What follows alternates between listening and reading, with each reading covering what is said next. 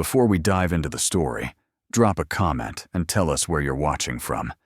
And don't forget to rate this story from 0 to 10 when we reach the end. Now, let's begin. The grand ballroom of the Grandview Hotel shimmered like something out of a fairy tale. Crystal chandeliers hung from vaulted ceilings, casting warm golden light across marble floors, polished to a mirror shine. Round tables draped in ivory silk surrounded a dance floor where couples swayed to a live orchestra. The air smelled of expensive perfume, champagne, and the kind of wealth that didn't need to announce itself.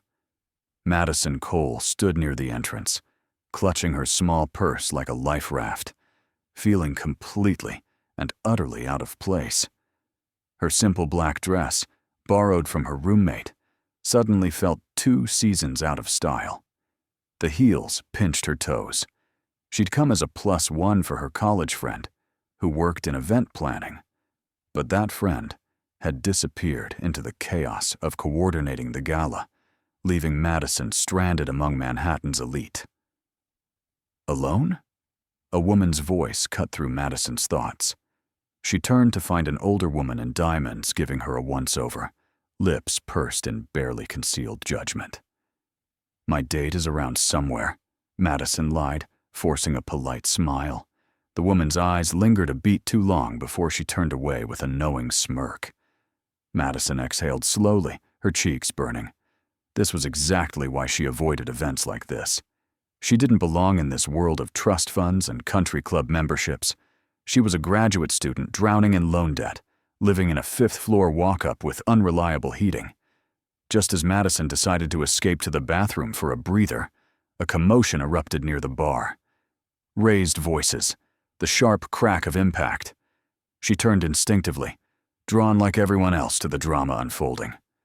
A man stood frozen, hand pressed to his reddening cheek, shock written across his perfectly chiseled face. Opposite him, a woman in a scarlet gown trembled with fury, her hand still raised from delivering what must have been a spectacular slap.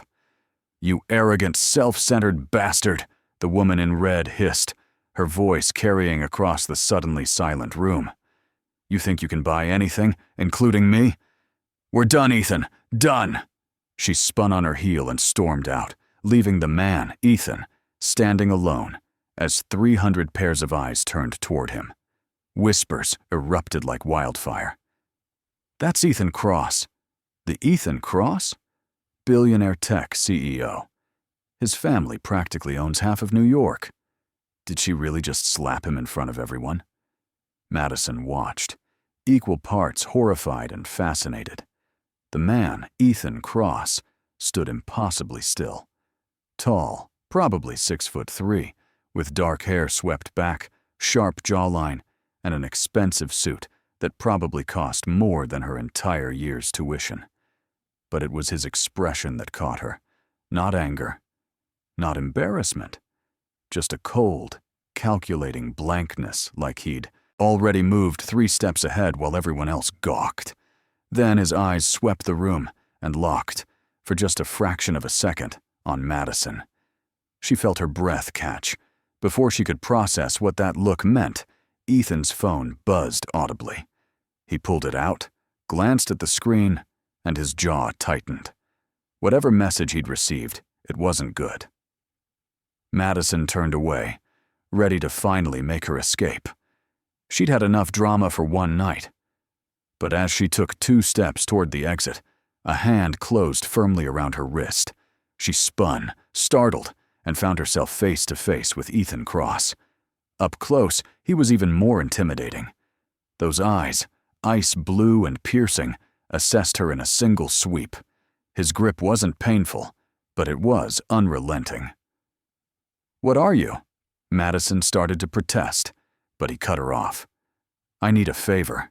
His voice was deep, controlled, the kind of voice used to giving orders and having them followed. "I don't even know you," Madison shot back, trying to pull her wrist free. His grip loosened slightly but didn't release. 60 seconds, he said, and there was something almost desperate beneath the command. I need you to pretend to be my girlfriend for 60 seconds. Madison blinked. Are you insane? Probably, he admitted, and for the first time, the corner of his mouth twitched. Almost a smile, almost human. But my mother just texted. She's here. She saw the slap. If I don't prove I'm fine, that I've moved on, I'll never hear the end of it. Please. The please surprised her. This man, who looked like he'd never asked for anything in his life, was asking her. Madison glanced past him and saw an elegant older woman in pearls making her way through the crowd, concern etched on her face. 60 seconds. What harm could 60 seconds do? Fine, Madison heard herself say. 60 seconds. Then you let me go. Relief flashed across Ethan's face so quickly she almost missed it. Thank you. Before Madison could brace herself, Ethan slid his arm around her waist, pulling her close against his side. The contact sent a jolt through her. He was warm, solid, and smelled faintly of cedar and something expensive she couldn't name. Ethan! The older woman reached them, her eyes flickering between her son and Madison with poorly concealed curiosity. Are you all right? I saw that dreadful scene. I'm fine, Mother, Ethan said smoothly, his voice shedding its earlier tension. Just a misunderstanding. Victoria and I weren't compatible, but I'd like you to meet someone. His arm tightened slightly around Madison's waist, a warning, a plea. Madison forced herself to smile as his mother's gaze settled on her fully. This is Madison Cole, Ethan continued, and the way he said her name, she realized with a start that he'd somehow learned it. Had he asked someone? We've been seeing each other quietly. I was planning to introduce you both soon, but circumstances accelerated the timeline. Madison's heart hammered against her ribs. She was terrible at lying, absolutely terrible. But something about the way Ethan's mother looked at her, hopeful and warm, made her swallow her protest. It's lovely to meet you, Mrs. Cross, Madison managed, her voice steadier than she felt. The older woman's face lit up. Please, call me Eleanor. And the pleasure is mine. I was beginning to worry Ethan would never find someone who could handle his impossible schedule. She reached out and squeezed Madison's free hand. You must join us for brunch this Sunday. I insist. Panic flared in Madison's chest. Sunday brunch? This was supposed to be 60 seconds. But before she could politely decline, Ethan spoke. We'd be delighted, Mother. Madison and I were just discussing our weekend plans. Eleanor beamed. Wonderful. I'll have Catherine send you the details. She air-kissed Ethan's cheek, squeezed Madison's hand once more, then glided away into the crowd, already pulling out her phone, no doubt to share the good news. The moment Eleanor was out of earshot, Madison wrenched herself free from Ethan's arm. Sunday brunch? She hissed, keeping her voice low. You said 60 seconds! Ethan had the decency to look slightly apologetic. Slightly. I know, I'm sorry. But my mother won't stop until she meets you properly now. One brunch, that's all. Then we can stage a quiet breakup. You'll never have to see me again. Madison stared at him, torn between outrage and disbelief. This man, this billionaire who'd just been publicly humiliated, was asking her to continue this insane charade. Why me? She demanded. You could have grabbed anyone. Half the women here would kill to pretend to be your girlfriend. Something flickered in Ethan's expression. You looked real, he said quietly. Everyone else here is performing, trying to be noticed. You looked like you wanted to disappear. That's real. That's what I needed my mother to see. The honesty in his voice disarmed her. Madison bit her lip, her mind racing. One brunch. She could survive one brunch, couldn't she? And besides, a tiny, shameful part of her was curious. What would it be like to step into this world, even for a moment? One brunch, she finally said, pointing a finger at his chest. Then we're done. And you owe me. Big time. Ethan's lips curved into a real smile this time. It transformed his face, softening the harsh lines, making him look younger, almost approachable. "Deal," he said, extending his hand. Madison shook it, ignoring the way her pulse jumped at the contact. As she turned to leave, Ethan called after her. "Madison!" She looked back. "Thank you," he said, and he actually meant it. Madison nodded, then disappeared into the crowd before she could do something stupid, like agree to anything else. She didn't notice Ethan watching her go, his expression unreadable, or the way his hand lingered where hers had been. The next morning, Madison woke to 17 missed calls and 43 texts. Her roommate, Sophie, sat cross-legged, on her bed, phone thrust forward like a weapon. "Explain," Sophie demanded, her eyes wide. "Explain right now why you're all over page 6 as Ethan Cross's mystery girlfriend." Madison's stomach dropped. "What?" Sophie turned her phone around. There, in high definition, was a photo of Madison and Ethan at the gala, his arm around her waist, both of them looking at Eleanor. The headline screamed, "Tech Titan Ethan Cross moves on fast. Who is mystery woman?" "Oh no," Madison whispered, scrolling through the article. Speculation ran rampant. Was she an heiress? A model? Someone from his business world? "Oh no," Sophie repeated, her voice climbing. "Mads, you're dating Ethan Cross and you didn't tell me?" "I'm not dating him," Madison protested. "It was fake. His ex slapped him, his mom showed up, he panicked, and I was stupid enough to help." Sophie's expression cycled through disbelief, amusement, and finally settled on mischief. "So you're telling me the most eligible bachelor in New York grabbed you for a fake relationship, and you said yes?" "It was supposed to be 60 seconds, Sophie burst out laughing. "How did 60 seconds turn into page 6? "His mother invited us to brunch," Madison admitted, flopping back on her bed. "I'm going to one brunch. We'll stage a breakup, and this nightmare will end." Sophie's grin turned wicked. "Or," she said slowly, "you could see where this goes. When's the last time you went on a date?" "This isn't a date. It's a performance." "Every relationship is a performance at first," Sophie countered. "The question is whether the actors start believing their own lines." Before Madison could argue, her phone buzzed. An unknown number. She answered cautiously. "Hello? Madison Cole?" a smooth male voice asked. "This is James, Mr. Cross's assistant. I'm calling to arrange transportation for Sunday brunch. Mr. Cross will pick you up at 10 a.m. Please text me your address." Madison's mouth opened and closed. She hadn't even confirmed she was going.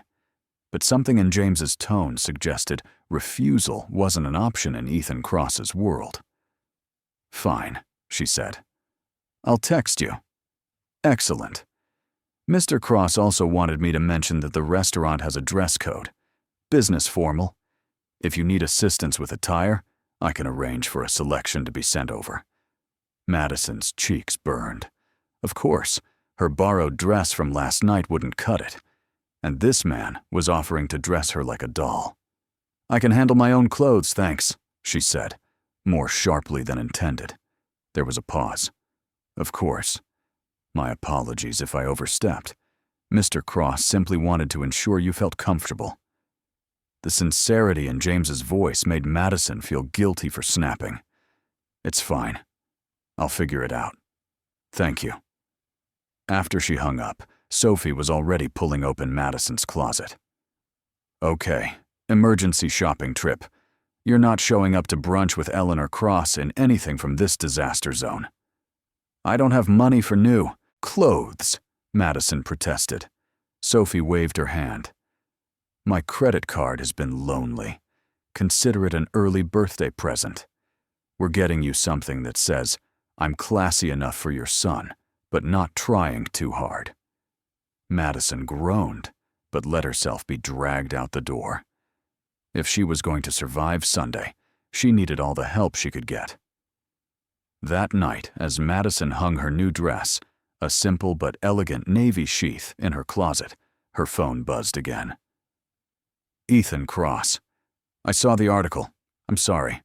I've had my PR team work on getting it pulled from some sites. Madison stared at the text, surprised. She typed back, It's fine. Part of the deal, I guess. 3 dots appeared, then disappeared, then appeared again. Ethan Cross. For what it's worth, you photograph well. Despite herself, Madison smiled. Madison Cole. Are you flirting with me, Mr. Cross? Ethan Cross. Just stating facts, Ms. Cole. See you Sunday. Madison set her phone down, her heart doing that annoying flutter thing again. This was fake, temporary, a favor for a stranger. So why did she suddenly care what Ethan Cross thought of her?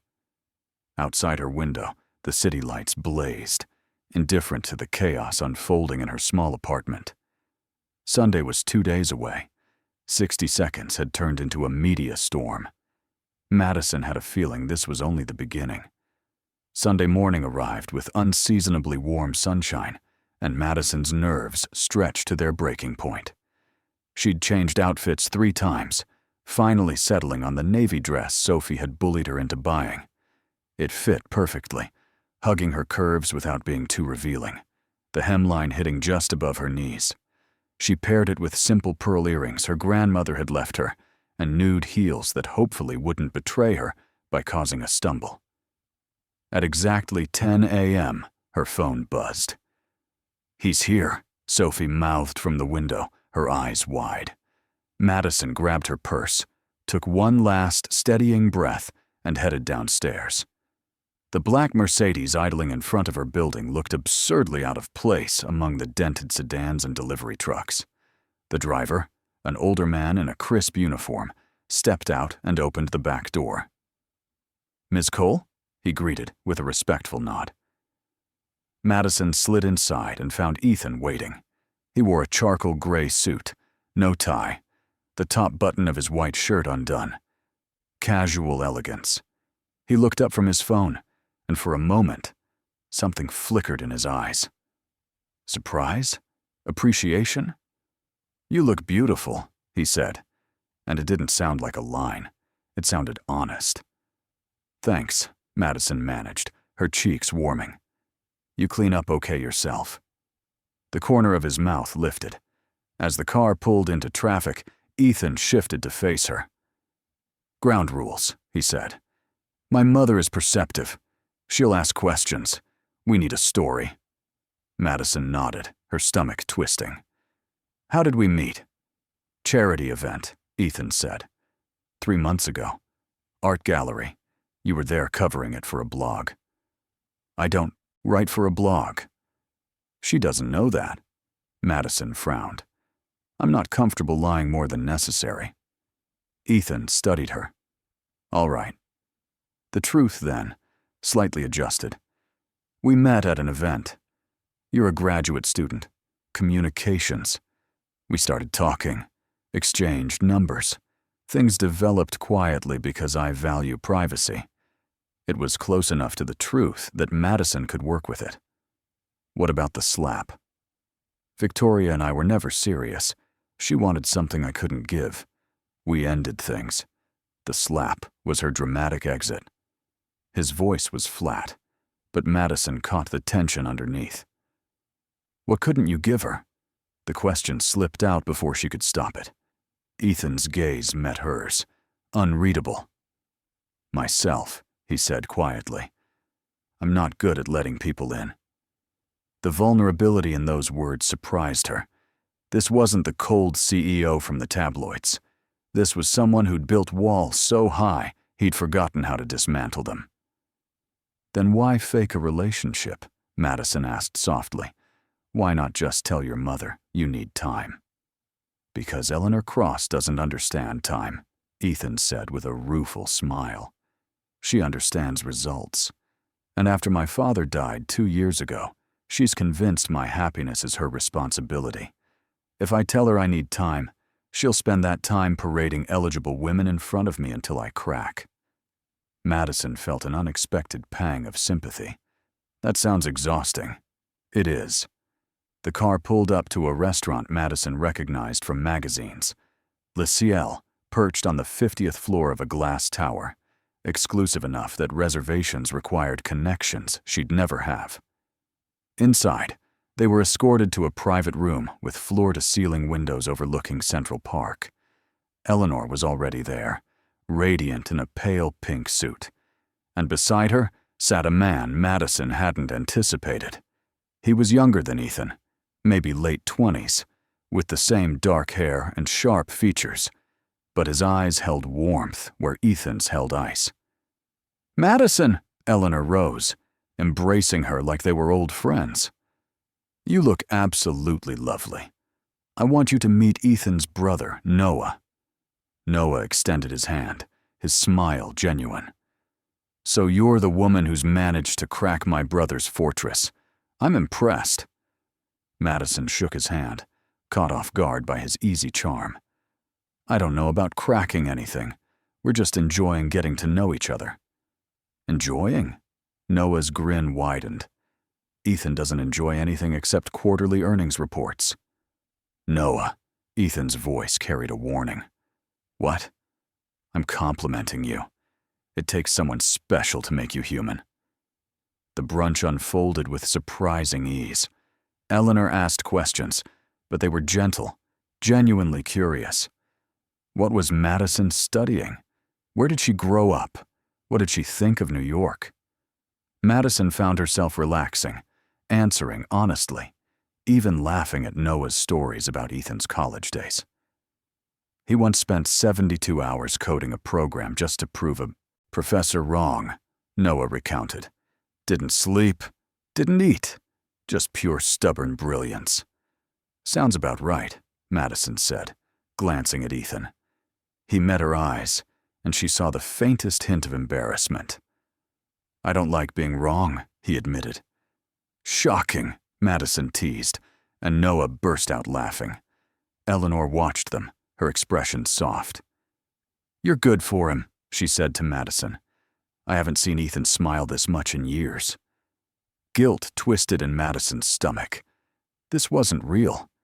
These smiles, this ease, it was all temporary. A performance. But when Ethan's hand found hers under the table, squeezing gently, she didn't pull away. After brunch, as they walked to the car, Noah pulled Madison aside.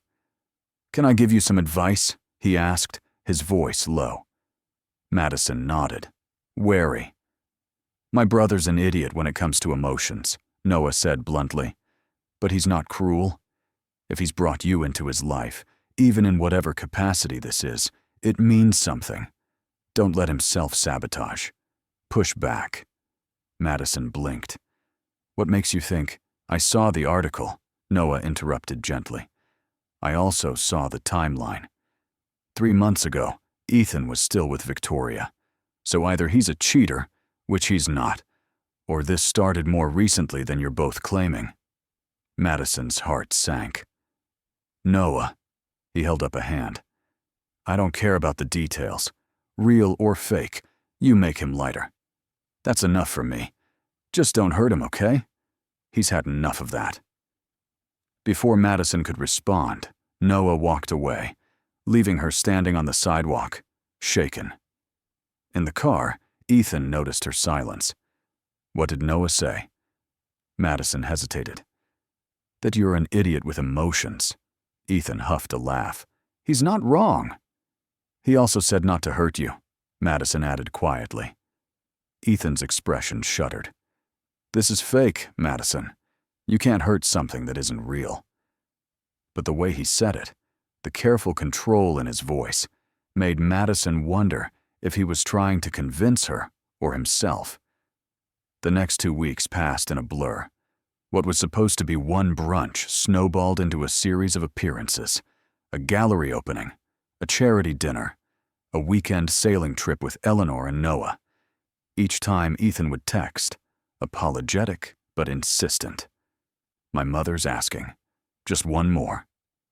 And each time Madison said yes, telling herself it was because she'd agreed to help, not because she was starting to crave the way Ethan looked at her when he thought she wasn't paying attention.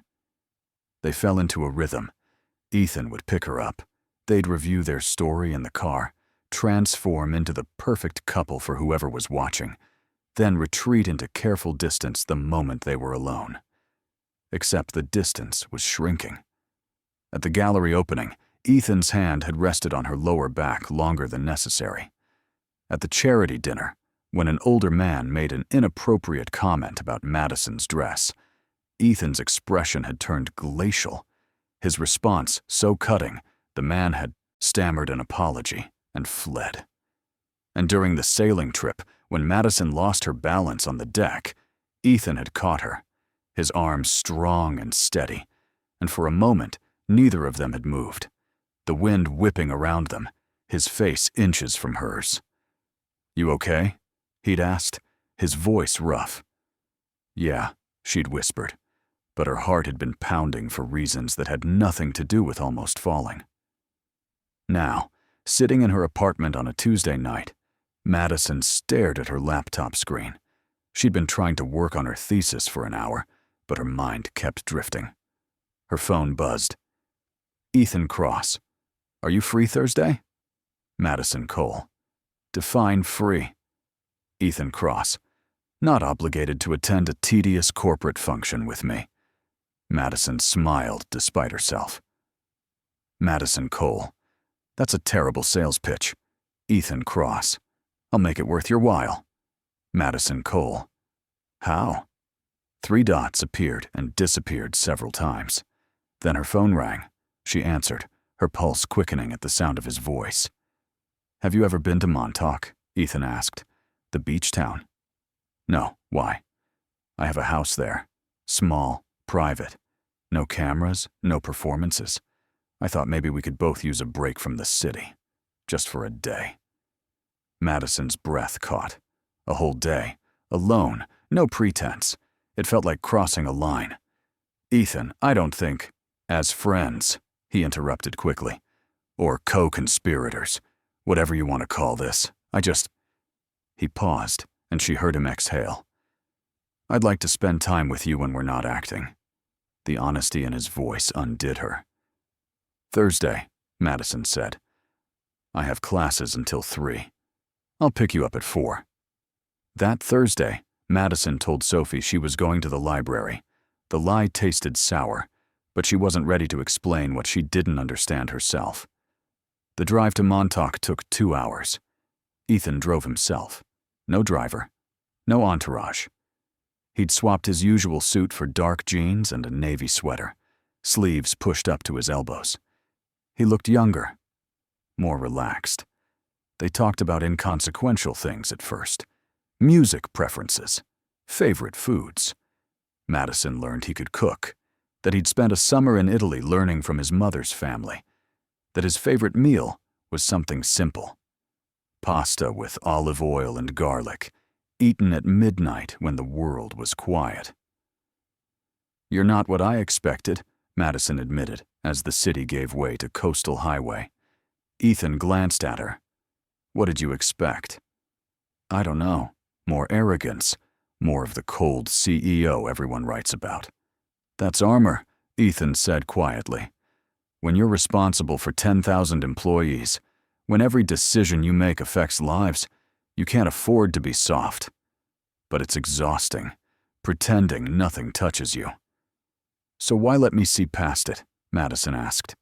Ethan was quiet for a long moment. "Because you don't want anything from me," he finally said. "Everyone else does. Money, connections, access. But you agreed to help a stranger because you have a good heart. That's rare." Madison's chest tightened. If only he knew she was lying every time she let him believe she didn't want anything. Because the truth was, she was starting to want everything. The house in Montauk was exactly as Ethan described, small by his standards, which meant it was still bigger than any place Madison had ever lived. Floor-to-ceiling windows faced the ocean. The interior, all white walls, and natural wood.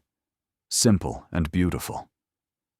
"It was my father's," Ethan said, setting down the bag of groceries they'd picked up on the way. He'd come here when the board was driving him crazy. After he died, I couldn't sell it. It's perfect, Madison said, drawn to the windows, the endless stretch of gray-blue water beyond. They cooked dinner together, or rather, Ethan cooked, while Madison chopped vegetables and tried not to slice her finger off. He moved through the kitchen with surprising confidence, and Madison found herself watching his hands, the precise way he minced garlic, the ease with which he tossed pasta. "You're staring," Ethan said without looking up, but she heard the smile in his voice. "I'm supervising," Madison corrected, "making sure you don't poison us. I'll have you know my risotto once made a food critic weep."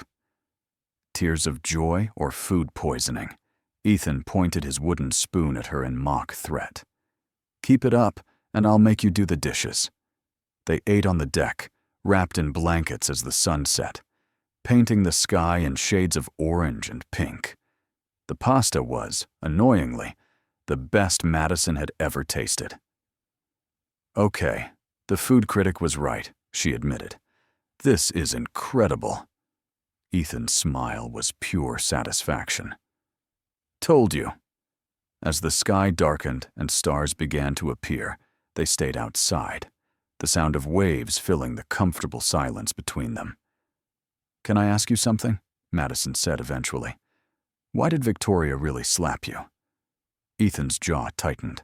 She wanted marriage, a big wedding, a partnership that would merge our family's businesses. She had the next 10 years planned out. "And you didn't want that?" "I didn't love her," Ethan said simply. "I tried. I thought maybe love was something that grew with time, but it didn't. And when I told her I couldn't marry someone I didn't love, she accused me of wasting her time, of being incapable of love." "That's not fair," Madison said quietly. "Maybe she's right," Ethan said, staring out at the dark water. "Maybe I am incapable. I've spent so long building walls, I don't know how to tear them down." Madison turned to face him fully. "The fact that you're worried about it proves you're not incapable. You're just scared." Ethan met her eyes, and the vulnerability there stole her breath. "What if I hurt someone?" he asked. "What if I let someone in and I'm still not enough?" "Then you pick up the pieces and try again," Madison said. "That's what being human means. We're all terrified and stumbling and hoping we don't destroy each other." Something shifted in Ethan's expression. He reached out, his hand cupping her cheek, thumb brushing across her skin. "You're too wise for someone so young," he murmured. "I'm 25, not 12, Madison managed, her voice unsteady. "Still young," Ethan said, but he was leaning closer, and Madison's heart was pounding so loudly she was sure he could hear it. When his lips met hers, it wasn't urgent or demanding. It was soft, questioning, like he was giving her every chance to pull away. But Madison didn't pull away. She leaned in, her hands finding his shoulders, kissing him back with every confused, terrified, hopeful feeling she'd been trying to suppress for weeks. When they finally broke apart, both breathing hard, Ethan rested his forehead against hers. "This complicates things," he whispered. "Yeah," Madison agreed, but she was smiling. They stayed on the deck until the cold drove them inside, and even then, Ethan didn't let go of her hand. Madison woke the next morning to sunlight streaming through unfamiliar windows and the smell of coffee. For a disoriented moment, she couldn't remember where she was. Then it all came rushing back. Montauk. Ethan. The kiss. She sat up quickly, her heart racing. She'd fallen asleep on the couch, wrapped in a blanket. Ethan must have covered her. Through the open doorway, she could see him on the deck, phone pressed to his ear, his expression tense. Business, even here. Madison found the bathroom, splashed water on her face, and tried to steady her nerves. What happened now? Were they together? Still fake dating? Something in between? When she emerged, Ethan was off the phone, pouring coffee into 2 mugs. "Morning," he said, and his smile was uncertain, almost shy. "Morning," Madison echoed, accepting the mug. "Sleep okay?" "Better than I have in weeks." They stood in awkward silence until both of them spoke at once. "About last night. We should talk." They stopped, laughed nervously. Ethan gestured for Madison to go first. "I just want to make sure we're on the same page," Madison said carefully. "About what this is." Ethan set down his mug. "I don't do casual, Madison. I know that makes me sound arrogant or old-fashioned. But if we're going to do this, be together for real, I need you to know I'm all in. No half measures." Relief flooded through her. "I don't do casual either." "Good." Ethan stepped closer, his hands framing her face. "Then let's stop pretending." He kissed her again, and this time it felt like a promise. They spent the rest of the morning walking the beach, fingers intertwined, talking about everything. Madison told him about growing up in a small town in Pennsylvania, about her father who'd worked double shifts to put her through school, about her dreams of one day running her own communications firm. Ethan shared stories about the pressure of inheriting his father's company at 28, about the loneliness of always being seen as a symbol rather than a person. "I never wanted the company," he admitted as they sat on a driftwood log, waves lapping at their feet. "I wanted to teach, computer science. I love the elegance of code, the way it all fits together logically." "So why didn't you?" Ethan shrugged. "Duty. Legacy. My father had a heart attack in his office. His last words to me were, 'Don't let it fall apart.' How do you walk away from that?" Madison squeezed his hand. "You're allowed to have your own life, you know." "Maybe," Ethan said, "but not yet." On the drive back to the city, reality crept back in. Ethan had board meetings. Madison had classes and thesis deadlines. The bubble they'd existed in for 24 hours was popping. "So what now?" Madison asked as they hit Manhattan traffic. "Now we do this for real," Ethan said. "No more fake girlfriend. Actual dating, with all the complications that come with it." "Your mother will be thrilled," Madison teased. Ethan groaned. "Please don't remind me. She'll want to plan our wedding by next week." Madison laughed, but a small part of her wondered what that would be like. The thought should have terrified her. Instead, it felt warm. Possible.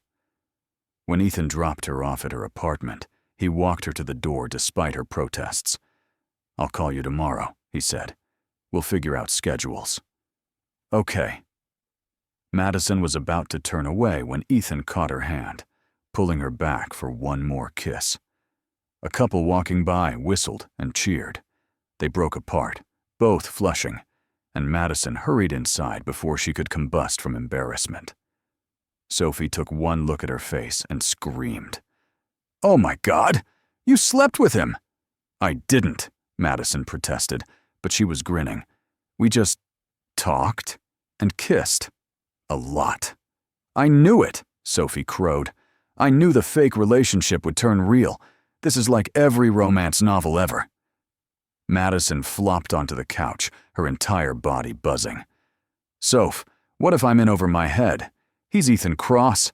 I'm a broke grad student. This is insane." Sophie sat beside her, expression turning serious. "Love is always insane. But he makes you happy. I haven't seen you smile like this in years. Don't overthink it." Madison nodded, but doubt still nagged at her. She pulled out her phone and scrolled through social media. The photos from their fake dating appearances were everywhere, dissected and analyzed. She read the comments, equal parts fascinated and horrified. "She's so average. What does he see in her? Gold digger. She must be amazing in bed. True love. They look so happy together." Madison closed the app, her stomach churning. What would people say when they found out she and Ethan were really together now? That she'd been fake dating him first? The next few weeks were a whirlwind.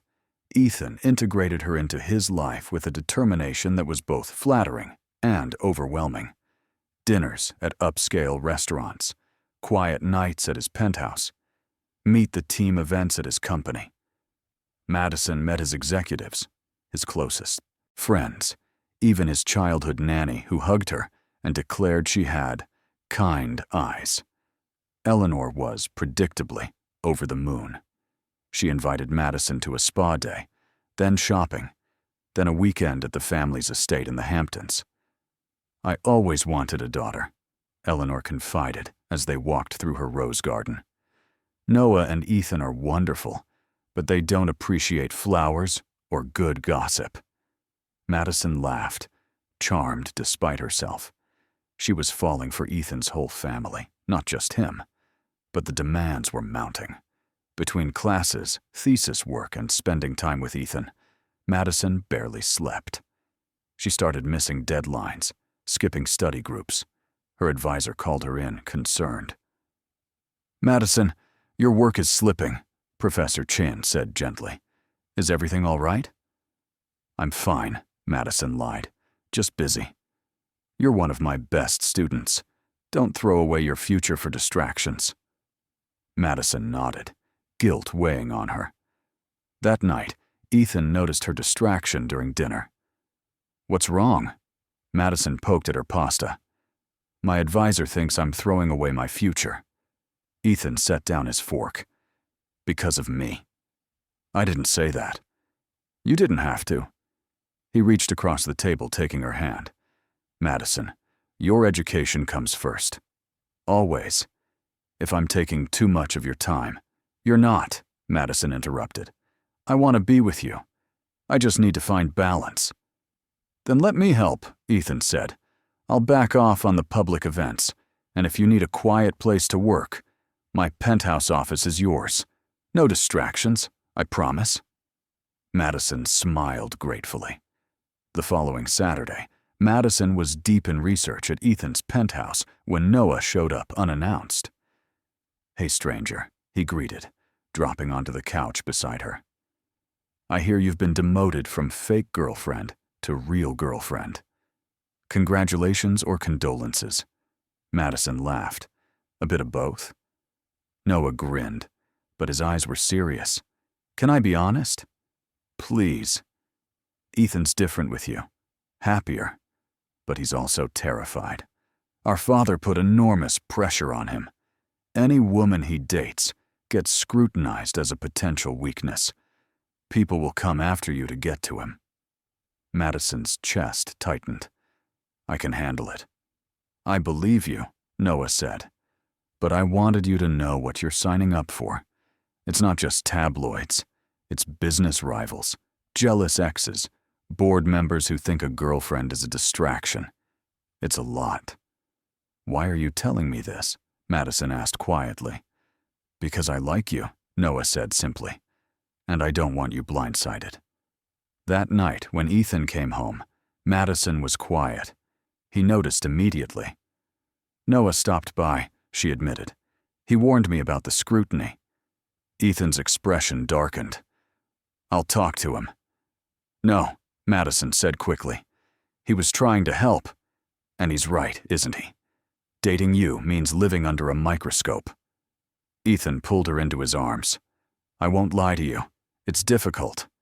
But if anyone can handle it, it's you. You're the strongest person I know." Madison buried her face in his chest, breathing in his familiar scent. She wanted to believe him. But a small voice whispered that strength wouldn't be enough if the world decided she didn't belong. 3 months into their real relationship, everything shattered. Madison was at Ethan's penthouse, making tea in his kitchen, when his laptop pinged with an email notification. She wasn't snooping. The screen was open, facing her. But the subject line made her freeze. "Background check, Madison Cole." Her hands trembled as she set down the mug. Background check. Without thinking, driven by a surge of betrayal, she clicked. The email was from a private investigation firm. Detailed, invasive. Her financial records, academic history, family background, even her father's medical bills from his cancer treatment 3 years ago. Everything laid bare. And at the top, a date. 2 days before their first brunch with Eleanor.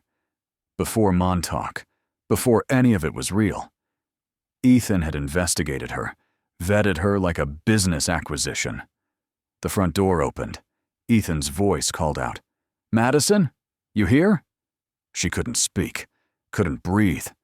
Ethan walked into the kitchen, saw her standing frozen at his laptop, and his face went pale.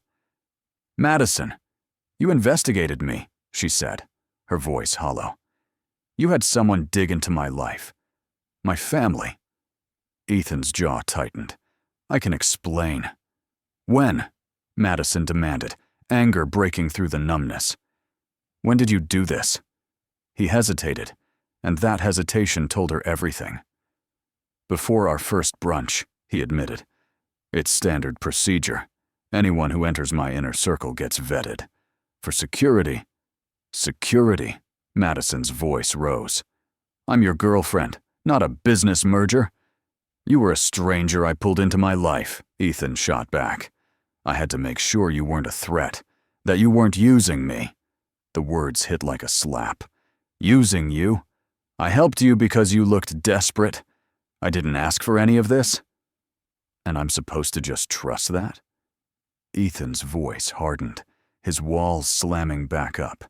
"In my world, people lie. They manipulate. Forgive me for being careful." "Careful?" Madison laughed bitterly. "You invaded my privacy. You read about my father's medical bills, about the debt we're still paying off. Did that satisfy you? Did you feel safe knowing I'm too poor to be a threat?" "That's not fair," Ethan said. "None of this is fair." Madison grabbed her bag. "I trusted you. I let you in. And the whole time you had a file on me like I was a suspect." "Madison, wait." She spun on him, tears streaming now. "Did you ever really trust me? Or was I always just a calculated risk?" Ethan flinched, and his silence was answer enough. Madison walked out. She made it to the elevator before the sobs came, great gasping things that shook her whole body. By the time she reached her apartment, she was numb again. Sophie found her sitting on the floor, staring at nothing. "Mads? What happened?" Madison told her everything. Sophie's expression cycled through shock, anger, and finally, heartbreak. "Oh, honey," she whispered, pulling Madison into a hug. Over the next few days, Ethan called 17 times, sent dozens of texts. Madison deleted them all without reading. Eleanor called too, worried. Madison sent a polite text saying she needed space, hating how much it hurt to lie to Eleanor. On the 4th day, Noah showed up at her apartment. "Before you slam the door," he said quickly, "I'm not here to defend him. I'm here because he's a mess, and you deserve to know why he did it." Madison let him in, mostly because she was too tired to argue. Noah sat across from her, hands clasped. "After our father died, Ethan became obsessed with control. He'd lost the most important person in his life suddenly, violently. He couldn't control that. So he started controlling everything else. Every variable, every risk. That's not an excuse," Madison said flatly. "No," Noah agreed. "But it's context. The background check wasn't about you. It was about him being terrified of losing control again." "He didn't lose me," Madison said bitterly. "He pushed me away." "I know," Noah sighed. "For what it's worth, I've never seen him like this. He's not eating, barely sleeping. He's in love with you, Mads, maybe for the first time in his life.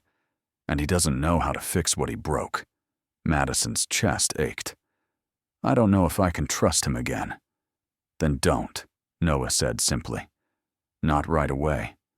Make him earn it back. But maybe, eventually, give him the chance to try." After Noah left, Madison sat with her thoughts. She was angry, hurt, betrayed. But underneath all that, she still loved Ethan. And that was the most painful part. A week after the fight, Madison's thesis advisor called her into the office. "I have good news," Professor Chen said. "Your thesis proposal has been accepted. If you can complete the research and writing by end of semester, you'll graduate with honors." It should have been exciting news. Instead, Madison felt hollow. "Thank you," she managed. That night, unable to sleep, Madison walked through Central Park. It was nearly midnight, the paths lit by vintage lamps. She ended up at Bow Bridge, staring at the water. "I thought I might find you here." Madison spun. Ethan stood a few feet away, hands in his pockets, looking more exhausted than she'd ever seen him. Dark circles under his eyes, hair disheveled. "Are you following me now?" Madison asked, too tired for real anger. "No. I've been coming here every night, hoping you might too. This is where we walked after that first charity dinner. Remember?" Madison did remember. They'd been pretending then, but Ethan had told her about his favorite childhood spot, this bridge. "What do you want, Ethan?" "To apologize," he said quietly, "and to explain if you'll let me." Madison stayed silent, which he took as permission. "You were right. The background check was invasive and wrong. But Noah's right too. I was terrified. My father trusted the wrong person once, and it nearly destroyed the company. After he died, I swore I'd never be that vulnerable again. So I investigated everyone. Business partners, friends, even Victoria. That doesn't make it better," Madison said. "I know." Ethan stepped closer.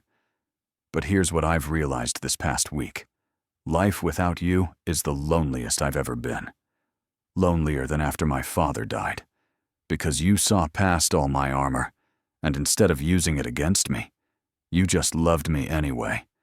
And I threw that away because I was too scared to trust it." Tears slipped down Madison's cheeks. "You hurt me." "I know," Ethan whispered. "And I'll spend however long it takes making it up to you, if you'll let me." Madison wanted to say no, to walk away and protect her heart. But she remembered Montauk, the way Ethan had looked at her when he admitted he was scared of hurting someone, the vulnerability he'd shown her that he showed no one else. "I need time," she finally said. "I need to figure out if I can really trust you again." "I'll wait," Ethan said immediately. "As long as you need." Madison nodded, turned to leave, then stopped. "Ethan?" "Yeah?" "Delete the file, all of it." "I already did," he said, "the day after you left." It wasn't forgiveness, but it was a start. 2 weeks passed. Madison threw herself into her thesis, spending 14-hour days in the library. She ignored social media, avoided anywhere she might run into Ethan or his world. But she couldn't avoid Eleanor. The older woman showed up at a coffee shop near campus, elegant as always, but her eyes were sad. "I'm not here to pressure you," Eleanor said gently. "I just wanted to make sure you're all right." Madison's defenses crumbled. "I don't know if I am." Eleanor reached across the table, squeezing her hand. "Ethan told me what he did, and I won't defend him. But I will tell you something about my son. When his father died, Ethan was 28. Still young, barely ready. He had to step into massive shoes while grieving. He made himself hard because soft meant vulnerable, and vulnerable meant the company could fall apart. But with you, I saw him soften again. I saw my son, not just the CEO." "Then why did he investigate me?" Madison asked, her voice breaking. "Because old wounds make us foolish," Eleanor said sadly. "But love gives us the chance to heal them. If you choose to walk away, I'll understand. But if even a small part of you thinks this is worth fighting for, don't let pride stop you." That night, Madison pulled out her phone and scrolled through her deleted messages folder. She restored Ethan's texts, reading them for the first time. "Madison, I'm sorry. I know you don't want to hear from me, but I need you to know that investigating you was the biggest mistake of my life. I don't have excuses, just regret. I miss you.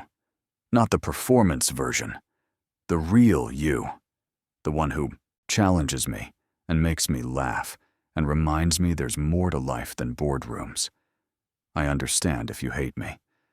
But please know that these past months with you were the happiest I've been since my father died. I won't contact you again unless you want me to. But I'll be here, hoping. Love, Ethan. The word love stood out. He'd never said it out loud. Madison stared at her phone for a long time. Then she typed, "Can we talk?"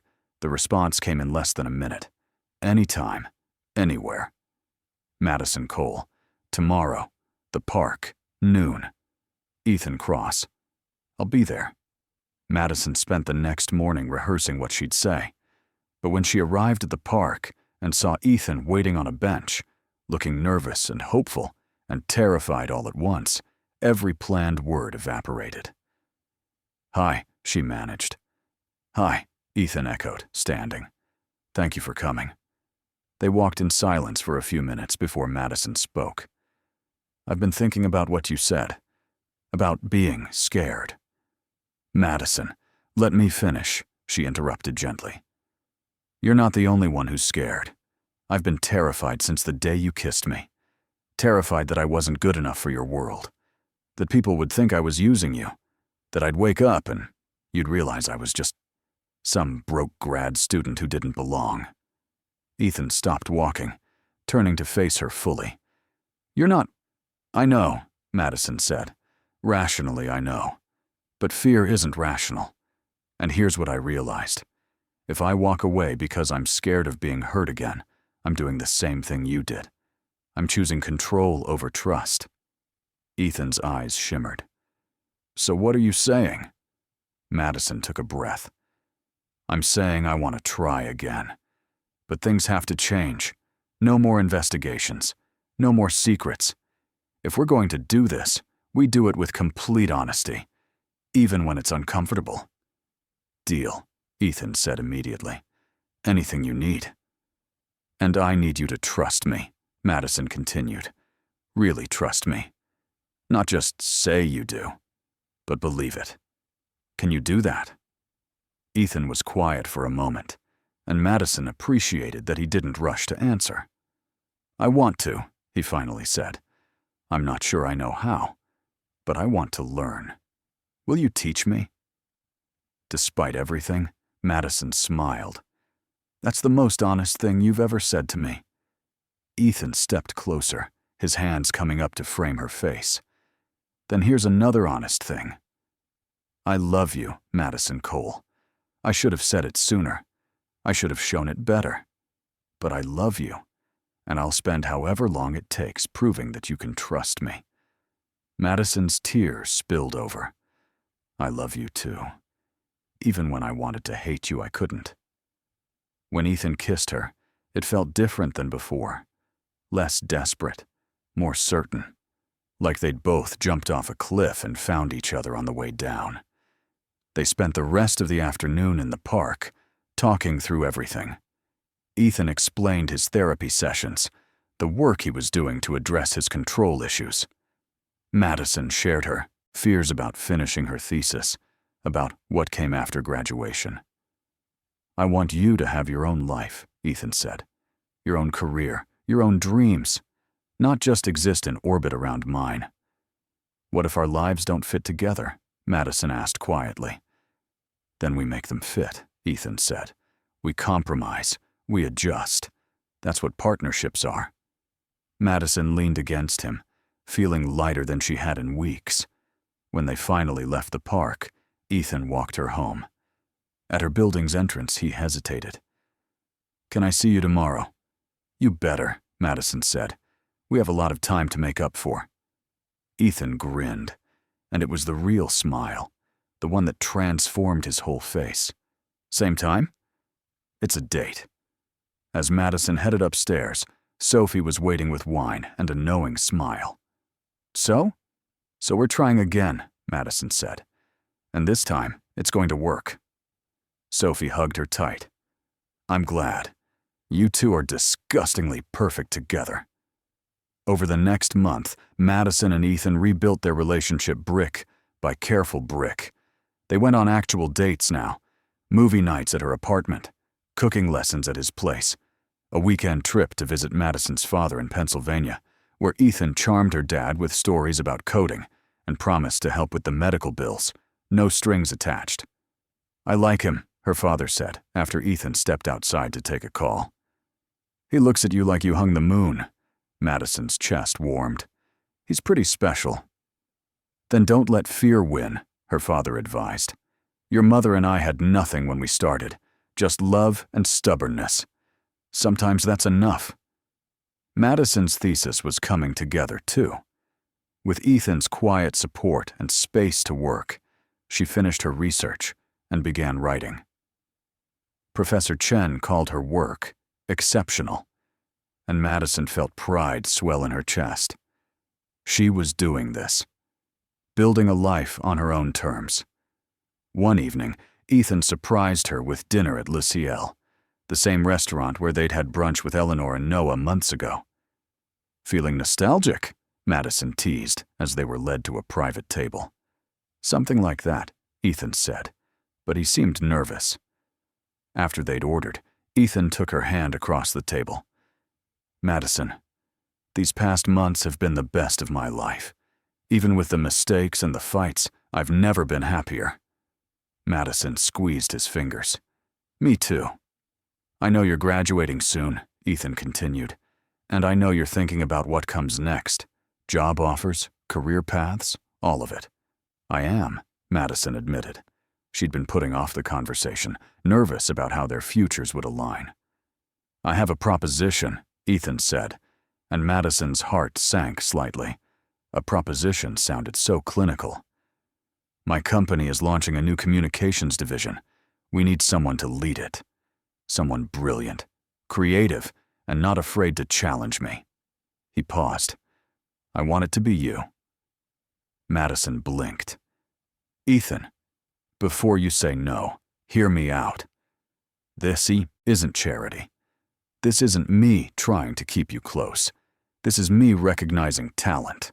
You'd report to the board, not me. Your own team, your own projects. Completely independent. Madison's mind raced. It was an incredible opportunity.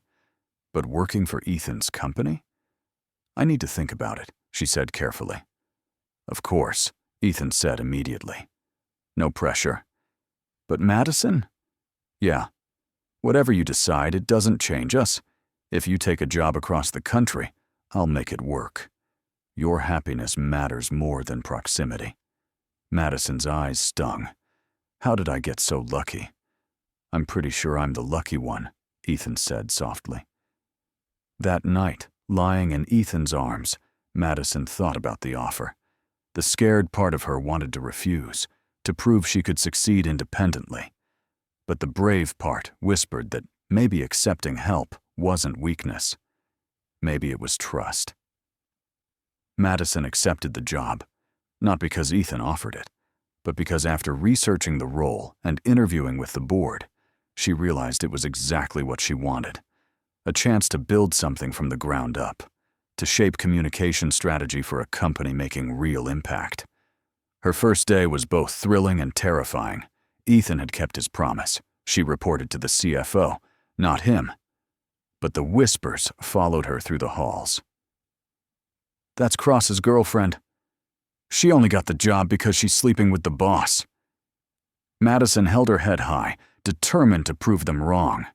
Within 3 months, her division launched 2 successful campaigns. Within 6, they'd increased the company's positive media coverage by 40%. The whispers changed. She's actually good. Maybe Cross chose her for talent, not just looks. Ethan was careful to maintain boundaries at work. In the office, they were professional, cordial. He didn't call her to his office for personal conversations. Didn't show favoritism. It frustrated her sometimes, but she appreciated the respect. At home, though, they were inseparable. Madison still kept her apartment, but she spent more nights at Ethan's penthouse than her own bed. They fell into easy domesticity, cooking together, arguing over TV shows, leaving notes for each other when schedules conflicted. One Saturday morning, Madison woke to find Ethan already dressed, unusually formal. "Where are you going?" she mumbled, still half asleep. "Family meeting," Ethan said, adjusting his tie. "Bored stuff. I'll be back this afternoon." "Okay." Madison pulled the blanket tighter. "Love you." "Love you too." But something in his expression seemed off, nervous. Madison was helping Sophie move furniture later that afternoon when her phone rang. Eleanor.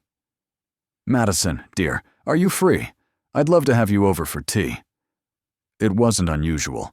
Madison and Eleanor had grown close, often meeting without Ethan present. But something in Eleanor's voice sounded strange. "Of course, when?" "Now, if possible."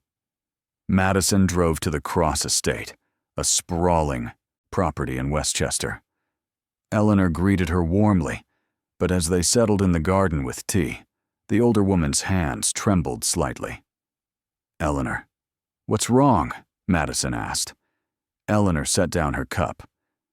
"I'm going to tell you something, and I need you to promise you'll let Ethan explain before you react." Dread pooled in Madison's stomach. "What is it?" "The board has decided to take the company public," Eleanor said carefully. "It's been in the works for over a year. Ethan's been fighting it, but they have the votes." "Okay," Madison said slowly. "What does that have to do with me?" Eleanor's eyes were sad. "When a company goes public, everything is scrutinized, including the CEO's personal life. The board has concerns about Ethan's relationship with you." Madison's blood ran cold. "Concerns? They think it's a liability," Eleanor said, anger creeping into her voice. "A CEO dating an employee, even one who reports elsewhere. They're worried about optics, about lawsuits, about perception." "So what are they asking?" Madison's voice was hollow. "They want Ethan to either end the relationship or step down as CEO." The world tilted. Madison stood abruptly, her teacup clattering. "He's not going to choose me over the company, his father's company, his legacy." "He told them to go to hell," Eleanor said quietly. "What?" "This morning's meeting. They gave him the ultimatum. Ethan told them if they couldn't accept you, they could find a new CEO." Madison couldn't breathe. "Eleanor, he can't. He can't throw away everything for me." "He can, and he will," Eleanor said, standing to grip Madison's shoulders. "Because he loves you more than he loves the company. And I need you to decide if you love him enough to fight this with him, or if you're going to make the choice for him and walk away." Madison drove back to the city in a daze. When she reached the penthouse, Ethan was there, staring out the windows, shoulders tense. "Your mother told me," Madison said without preamble. Ethan turned, his expression guarded. "I was going to tell you tonight. I wanted to have a plan first." "You told them no," Madison said. "You chose me." "Of course I did. Ethan, you can't lose the company because of me."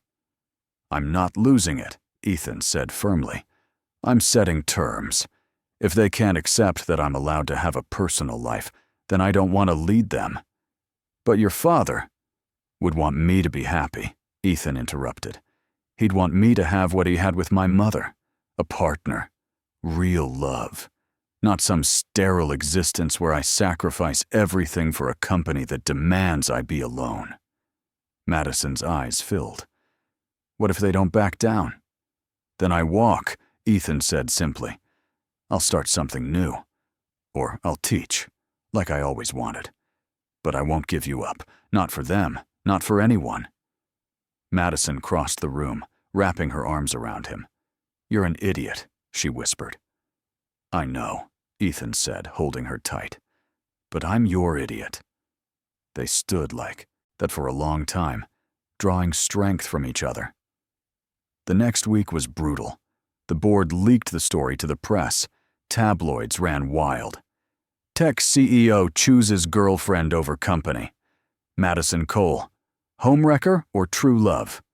Cross-family dynasty crumbles. Madison couldn't leave her apartment without cameras in her face. Her social media exploded with vitriol and support in equal measure. Ethan's PR team worked overtime, but the damage was spreading. Then Noah did something unexpected. He called a press conference. Madison watched from Ethan's penthouse as Noah, usually the playful younger brother, stood before a sea of reporters, his expression carved from stone. "I'm here to address the ridiculous narrative being spun about my brother and Madison Cole," Noah began. "Let me be clear. Madison didn't seduce Ethan. She didn't manipulate him. She's a talented professional who earned her position through merit. The board's ultimatum isn't about her. It's about control. It's about old men uncomfortable with the idea that a CEO can be human, can have emotions, can prioritize love alongside business." He paused, letting that sink in. Ethan built this company into what it is today. Under his leadership, revenue tripled. We've launched programs that changed lives. And now, because he refuses to be alone, they want him gone? That's not leadership. That's cowardice. If the board pushes Ethan out, they'll lose more than a CEO. They'll lose shareholders' trust. They'll lose employees' loyalty. And they'll lose me because I'll walk with him. The room erupted. Questions flew. But Noah simply walked away, leaving the media to spin. Within hours, shareholders were calling emergency meetings. Employees started circulating petitions. Social media swung in Ethan's favor. 3 days later, the board blinked. They released a statement.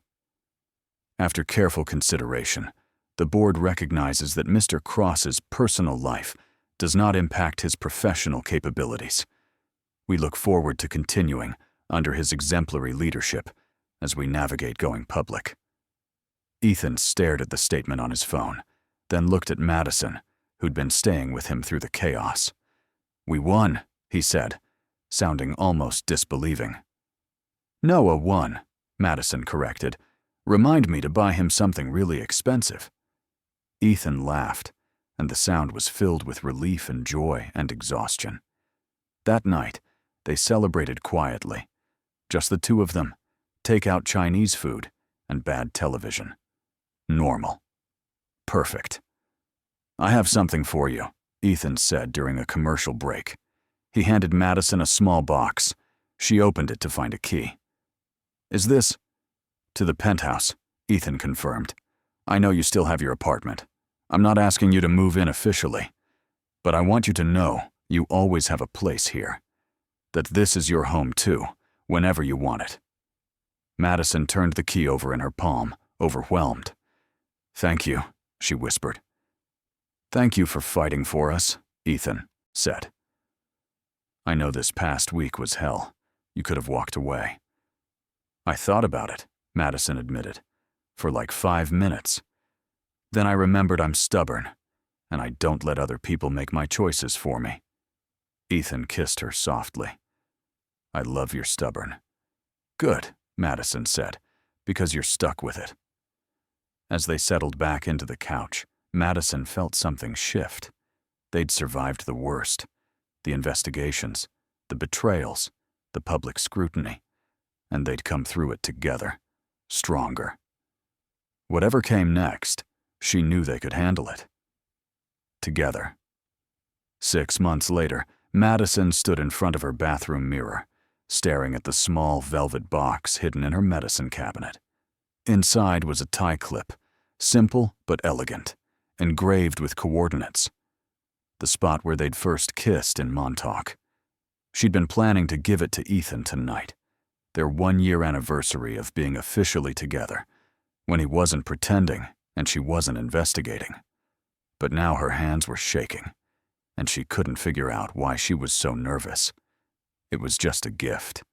Except it wasn't. It was a promise. A future. "You ready?" Sophie called from the living room. Madison had officially moved into Ethan's penthouse 3 months ago, but Sophie still had a key and used it liberally. "Almost," Madison called back, tucking the box into her purse. She'd chosen a simple dress, emerald green, Ethan's favorite color on her. When she emerged, Sophie Wolf whistled. "He's going to lose his mind." "That's the plan," Madison said, but her stomach was fluttering. Ethan was taking her somewhere, a surprise. He'd been cryptic all week, and Noah had been smirking every time she asked questions, which meant the whole family was in on whatever was happening. The car picked her up at 7. But instead of Ethan waiting inside, it was Eleanor. "Eleanor, what's—" "Humor an old woman," Eleanor said, eyes twinkling. "Ethan's waiting at the destination. I wanted a few minutes with you first." As the car wound through the city, Eleanor took Madison's hands. "You've made my son happier than I've ever seen him. You've made our whole family brighter." "You've made me feel like I have a family," Madison said, her throat tight. "I never had a mother growing up. You filled that space." Eleanor's eyes glistened. "Then I'm going to give you some motherly advice. Whatever happens tonight, trust your heart. It's gotten you this far." Before Madison could ask what that meant, the car stopped. They were at the docks, where a yacht bobbed gently in the water.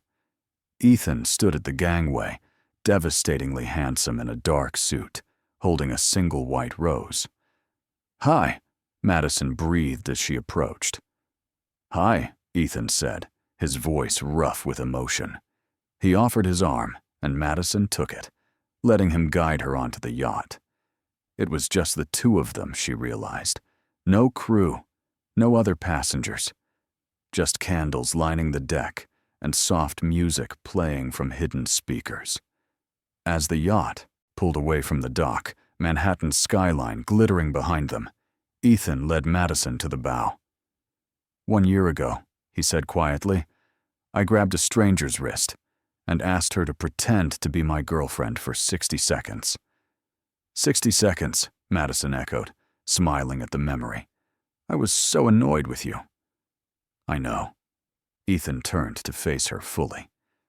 But somewhere in those 60 seconds, something real started. And over the past year, you've taught me things I thought I'd never learn. How to trust, how to be vulnerable, how to let someone love me without being afraid they'll use it against me. Madison's eyes were already filling. "Ethan, let me finish," he said gently. "I spent so many years building walls, convincing myself that control was safety.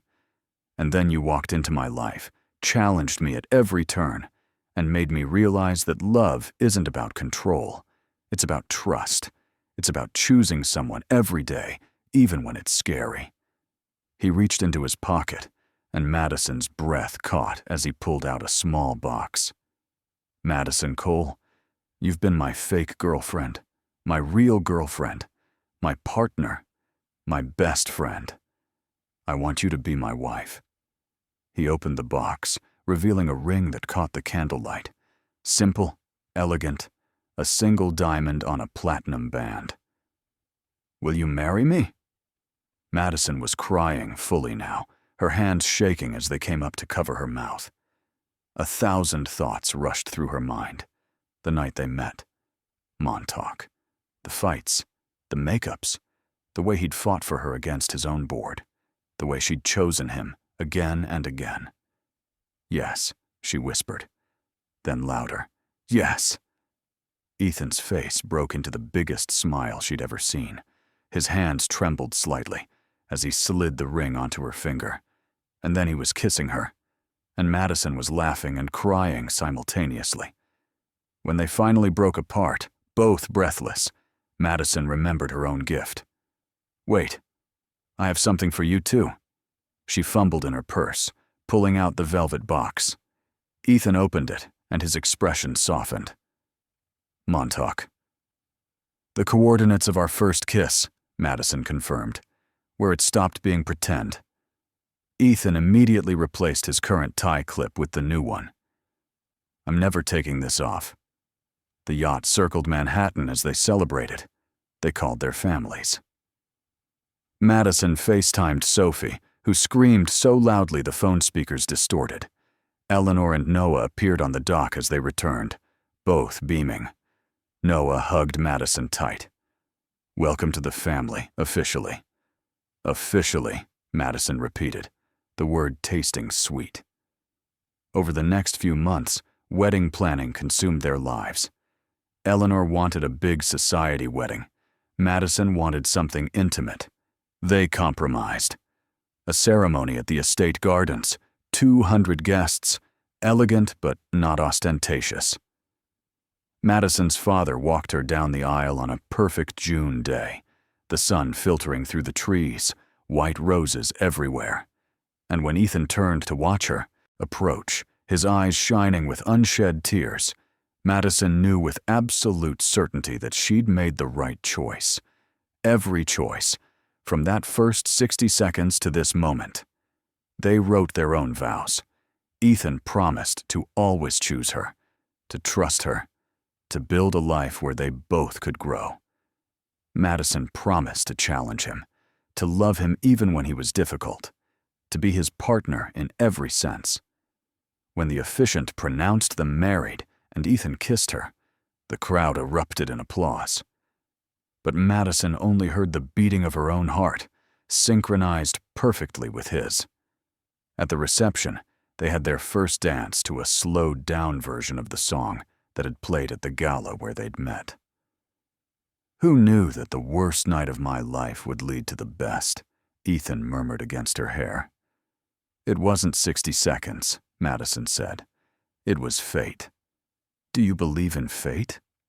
"I believe in us," Madison said simply. "That's enough." As they swayed together, surrounded by family and friends, Madison thought about that scared girl in the navy dress, standing alone at a wedding, watching a man get slapped. She'd never imagined that helping a stranger would change her entire life. But the best things she'd learned often came from unexpected moments, from taking chances, from saying yes when logic said no, from trusting that love, real love, was worth every risk. Ethan spun her out and back into his arms, and Madison laughed, the sound carrying across the garden. This was it. The happy ending that had started with a slap, a 60-second lie, and a choice to trust a stranger. "I love you, Mrs. Cross," Ethan whispered. "I love you too," Madison said, "for much longer than 60 seconds. "Forever," Ethan agreed. "Forever." And as the sun set over the gardens, painting the sky in shades of gold and pink, they danced on. Two people who'd found each other in chaos and built something beautiful from the ruins. The end. What did you think of their story? Share your thoughts in the comments on a scale from 0 to 10. What's your rating? Subscribe to the channel and turn on notifications to follow all our stories and check out more emotional stories by clicking on the end screen.